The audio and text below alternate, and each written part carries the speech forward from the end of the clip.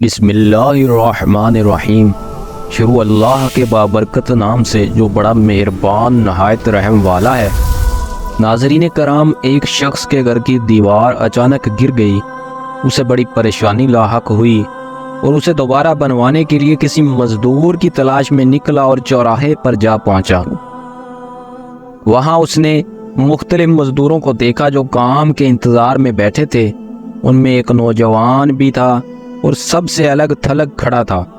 اس کے ایک ہاتھ میں تھیلا اور دوسرے ہاتھ میں تیشہ تھا۔ اس شخص نے کہا، میں نے اس نوجوان سے پوچھا، کیا تم مزدوری کرو گے؟ نوجوان نے جواب دیا، ہاں۔ میں نے کہا، گارے کا کام کرنا ہوگا۔ نوجوان کہنے لگا، ٹھیک ہے، لیکن میری 3 شرطیں ہیں۔ اگر تمہیں منظور ہو تو میں کام کرنے کے لیے تیار ہوں۔ پہلی شرط یہ ہے کہ تم میری مزدوری پوری ادا کرو گے، اور دوسری شرط یہ ہے کہ مجھ سے میری طاقت اور صحت کے مطابق کام لو گے، اور تیسری شرط یہ ہے کہ نماز کے وقت نماز ادا کرنے سے نہیں روکو گے۔ ناظرین کرام، وہ کہنے لگا، ٹھیک ہے، مجھے آپ کی شرطیں منظور ہیں۔ وہ ساتھ اسے گھر لے گیا جہاں میں نے اسے کام بتایا اور کسی ضروری کام سے باہر چلا گیا۔ جب میں شام کے وقت آیا تو دیکھا کہ اس نے عام مزدوروں سے دگنا کام کیا تھا۔ میں نے باخوشی اس کی اجرت ادا کی اور وہ چلا گیا۔ دوسرے دن میں اس نوجوان کی تلاش میں دوبارہ چوراہے پر گیا، لیکن مجھے نظر نہیں آیا۔ میں نے دوسرے مزدوروں سے اس کے بارے میں دریافت کیا تو انہوں نے بتایا کہ وہ ہفتے میں صرف 1 دن مزدوری کرتا ہے۔ یہ سن کر میں سمجھ گیا کہ وہ عام مزدور نہیں بلکہ کوئی بڑا آدمی ہے۔ میں نے ان سے اس کا پتہ معلوم کیا اور اس جگہ پہنچا تو دیکھا کہ وہ نوجوان زمین پر لیٹا ہوا تھا اور اسے سخت بخار تھا۔ میں نے اسے کہا، اے اللہ کے بندے، تو یہاں اجنبی ہے، تنہا ہے اور بیمار بھی ہے۔ اگر پسند کرو تو میرے ساتھ میرے گھر چلو اور مجھے اپنی خدمت کا موقع دو۔ اس نے انکار کر دیا، لیکن میرے مسلسل اصرار پر مان گیا، لیکن ایک شرط رکھی کہ وہ مجھ سے کھانے کی کوئی شے نہیں لے گا۔ میں نے اس کی یہ شرط منظور کر لی اور اسے اپنے گھر لے گیا۔ وہ 3 دن میرے گھر قیام پذیر رہا، لیکن اس نے کسی چیز کا مطالبہ کیا اور نہ ہی کوئی چیز لے کر کھائی۔ چوتھے روز اس کے بخار میں شدت آ گئی تو اس نے مجھے اپنے پاس بلایا اور کہنے لگا، اے میرے بھائی، لگتا ہے کہ اب میرا آخری وقت قریب آ گیا ہے، لہٰذا جب میں مر جاؤں تو میری اس وصیت پر عمل کرنا کہ جب روح جسم سے نکل جائے تو میرے گلے میں رسی ڈالنا اور گھسیٹتے ہوئے باہر لے جانا اور اپنے گھر کے ارد گرد چکر لگوانا اور یہ صدا دینا کہ لوگوں، دیکھ لو، اپنے رب کی نافرمانی کرنے والے کا یہ حشر ہوتا ہے۔ شاید اس طرح میرا رب تعالیٰ مجھے معاف کر دے۔ جب تم مجھے غسل دے چکو تو مجھے کپڑوں میں دفن کر دینا، پھر بغداد میں خلیفہ ہارون رشید کے پاس جانا اور یہ قرآن مجید اور انگوٹھی انہیں دینا اور میرا یہ پیغام بھی دینا کہ اللہ تعالیٰ سے ڈرو، کہیں ایسا نہ ہو کہ غفلت اور نشے کی حالت میں موت آ جائے اور بعد میں پچھتانا پڑے، لیکن پھر اس سے کچھ حاصل نہ ہو۔ نوجوان انتقال کر گیا۔ اس کی موت کے بعد میں کافی دیر آنسو بہاتا رہا اور غمزدہ رہا۔ اس کی وصیت پوری کرنے کے لیے ایک رسی لی اور اس کے گردن میں ڈالنے کا قصد کیا تو کمرے کے ایک کونے سے ندا آئی کہ اس کے گلے میں رسی مت ڈالنا، کہ اللہ کے اولیاء سے ایسا سلوک کیا جاتا ہے۔ یہ آواز سن کر میرے بدن پر کپ کپی طاری ہو گئی۔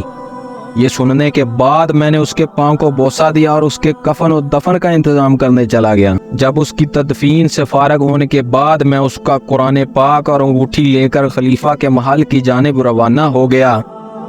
جب اس کی تدفین سے فارغ ہونے کے بعد میں اس کا قرآن پاک اور انگوٹھی لے کر خلیفہ کے محل کی جانب روانہ ہو گیا۔ وہاں جا کر میں نے اس نوجوان کا واقعہ ایک کاغذ پر لکھا اور محل کے داروغہ سے اس سلسلہ میں بات کرنا چاہی تو اس نے مجھے جھڑک دیا اور اندر جانے کی بجائے اپنے پاس بٹھا لیا۔ آخر کار خلیفہ نے مجھے اپنے دربار میں طلب کیا اور کہنے لگا، کیا میں اتنا ظالم ہوں کہ مجھ سے براہ راست بات کرنے کی بجائے رقیہ کا سہارا لیا؟ میں نے عرض کی، اللہ تعالیٰ آپ کا اقبال بلند کرے۔ میں کسی ظلم کی فریاد لے کر نہیں آیا بلکہ ایک پیغام لے کر حاضر ہوا ہوں۔ خلیفہ نے اس پیغام کے بارے میں دریافت کیا تو میں نے وہ قرآن مجید اور انگوٹھی نکال کر اس کے سامنے رکھ دی۔ خلیفہ نے ان چیزوں کو دیکھتے ہی کہا، یہ چیزیں تجھے کس نے دی ہیں؟ میں نے عرض کی کہ گارے بنانے والے مزدور نے۔ خلیفہ نے ان الفاظ کو 3 بار دہرایا، گارا بنانے والا، گارا بنانے والا، اور رو پڑا۔ کافی دیر رونے کے بعد مجھ سے پوچھا، وہ گارا بنانے والا کہاں ہے؟ میں نے جواب دیا، وہ مزدور فوت ہو چکا ہے۔ یہ سن کر ناظرین کرام خلیفہ بے ہوش ہو کر گر گیا اور عصر تک بے ہوش رہا۔ میں اس دوران حیران و پریشان وہی موجود رہا۔ پھر جب خلیفہ کو کچھ افاقہ ہوا تو مجھ سے دریافت کیا، اس کی وفات کے وقت تم اس کے پاس تھے؟ میں نے کہا، جی ہاں، اس نے مجھے کوئی وصیت بھی کی تھی۔ میں نے اسے نوجوان کی وصیت بتائی اور وہ پیغام بھی دے دیا جو اس نوجوان نے خلیفہ کے لیے چھوڑا تھا۔